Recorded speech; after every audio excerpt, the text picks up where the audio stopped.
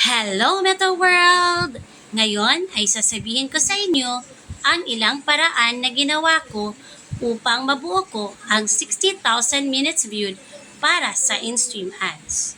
Pero bago ang lahat mga ka-Facebook, paki-follow, like, and share naman ng videong ito. Paano ko nga ba nabuo ang 60,000 minutes viewed? Halimbawa mga ka-Facebook na ito na lang ang kulang mo para ma-monetize ka sa in-stream ads. Ang video ito ay makatutulong para mabuo mo ang 60,000 minutes viewed na kulang mo. Ito yung tatlong mabisang hakbang na ginawa ko at check na ito ay epektibong-epektibo.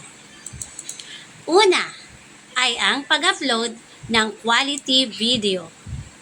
Pag sinabing quality video, ito yung video na kapupulutan ng aral, impormasyon, at entertaining. At dapat malinaw.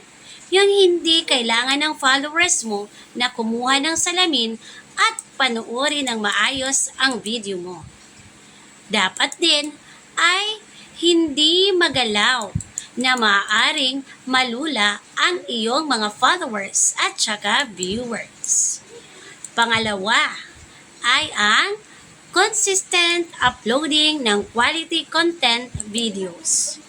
Dapat tuloy-tuloy at hindi paputol-putol ang pag-a-upload. Araw-araw dapat ang pag-a-upload.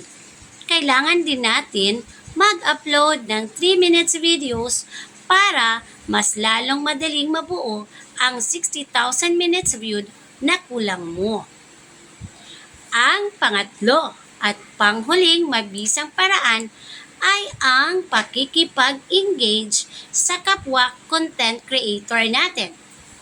Kapag tayo ay nakipag-engage, mas madali nila tayong mapapansin at sure akong panonoorin nila ang mga videos natin. Kapag ginawa mo ang tatlong paraan na ito, sure ako mga ka-Facebook na isa sa mga araw na ito, ang in-stream ads mo ay nasa monetization tool mo na.